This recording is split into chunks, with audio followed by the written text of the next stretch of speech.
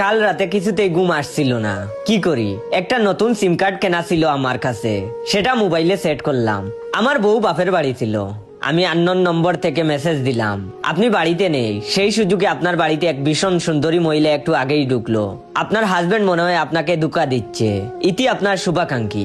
2 মিনিটের মধ্যেই আমার ফোনে বউয়ের মেসেজ এলো, আমি রাতেই ফিরছি, আর্জেন্ট দরকার আছে, ট্যাক্সি পাচ্ছি না, দাঁড়িয়ে আছি। ঘর থেকে তুমি বা অন্য কেউ থাকলে যেন না বেরোয়। সামনের বাড়ির জয়িতা বৌদি নজর রাখছে। তখন আমি সামনের ফ্ল্যাটের জয়িতা বৌদিকে আননোন নম্বর থেকে মেসেজ করলাম, আপনার বড় অফিসে মালা বলে মেয়েটিকে বিয়ে করতে যাচ্ছে, কাল আমতলা মন্দিরে দুপুরে বিয়ে করবে, বিশ্বাস না করলে আপনার ব্যাপার, ইতি আপনার শুভাকাঙ্ক্ষী।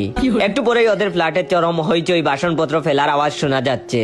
পাশের বাড়ির সোনালী বৌদিকে আননোন নম্বর থেকে মেসেজ করলাম, আপনার বড় আমাকে পাগলের মতো ভালোবাসে, আপনি আমাদের প্রেমে কাটা হয়ে কেন বসে আছেন? লজ্জা করে না আপনার? এখনো বড়ের ফোন চেক করে দেখুন, আমার নম্বর থেকে 4-5টা আই লাভ ইউ মেসেজ অন্তত পেয়ে যাবেন। একটু পরই চরম গন্ডগোলের আওয়াজ পেলাম, পোড়াময় চিৎকার হচ্ছে। সামনের বাড়ির রিটায়ার্ড জেঠুকে আননোন নম্বর থেকে মেসেজ করলাম, আপনার বাড়ির ছাদের দরজা কাটছে 3-4 জন লোক মুখে কাপড় বেঁধে, তাড়াতাড়ি ছাদে যান। একটু পরেই ওদের বাড়ির সবাই দেখি ছাদে গিয়ে হই হুল্লোড় শুরু করেছে। এবার আমার একটু ঘুম পাচ্ছে, পাশের বালিশটা টেনে নিলাম, কি শান্তিতে ঘুম এলো। আহ